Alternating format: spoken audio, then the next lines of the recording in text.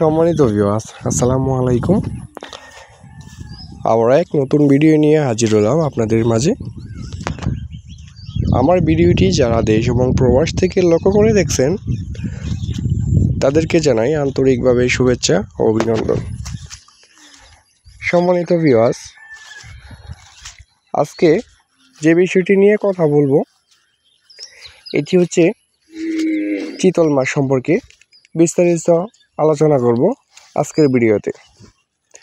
তো পাশে থেকে সম্পূর্ণ ভিডিওটি দেখার জন্য অনুরোধ রইল। সম্মানিত ভিউয়ার্স, এই মুহূর্তে আমার ভিডিও স্ক্রিনে যে মাছগুলো লক্ষ্য করে দেখছেন এটি হচ্ছে চিতল মাছের পোনা এবং এটির সাইজ হচ্ছে পুরা 4 ইঞ্চি সাইজের চিতল মাছের পোনা। সো ভিউয়ার্স, চিতল মাছ কিন্তু দেখতে খুবই অসাধারণ এবং একসাড়া পোনা কিন্তু গাইস। তো চিতল মাছ দেখতে কিন্তু যেমন সুন্দর তেমন খাইতে কিন্তু তেমনই সুস্বাদু। বর্তমানে চিতল মাছ চাষ করে চাষি ভাইয়েরা লাখ লাখ টাকা আয় করছে। এই মুহূর্তে আপনি চাইলেও কিন্তু আপনার পুকুরে চিতল মাছ চাষ করে সফলমন হতে পারেন। সম্মানিত ভিউয়ার্স, আপনি কিন্তু চাইলে এই চিতল মাছের পোনাগুলা কিন্তু আপনি যে কোনো জলাশয়ে এবং যে কোনো পুকুরে চাষ করতে পারবেন এবং মিশ্র চাষও কিন্তু করতে পারবেন।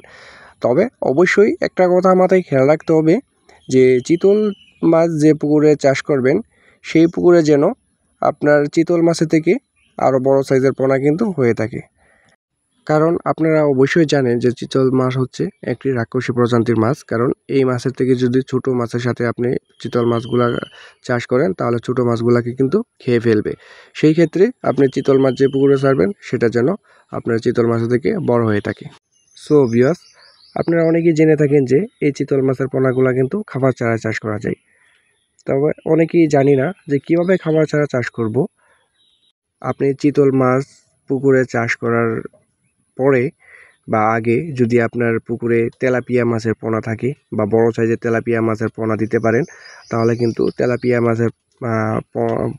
তেলাপিয়া মাছগুলা কিন্তু সেটি বাচ্চা দেয় আর সেই বাচ্চা খেয়েই কিন্তু চিতল মাছের পোনাগুলা কিন্তু বড় হয়ে থাকে। তো যারা চিতল মাছের পোনা নিতে চান তারা অবশ্যই আমাদের স্ক্রিনে দেওয়া নাম্বারে যোগাযোগ করুন।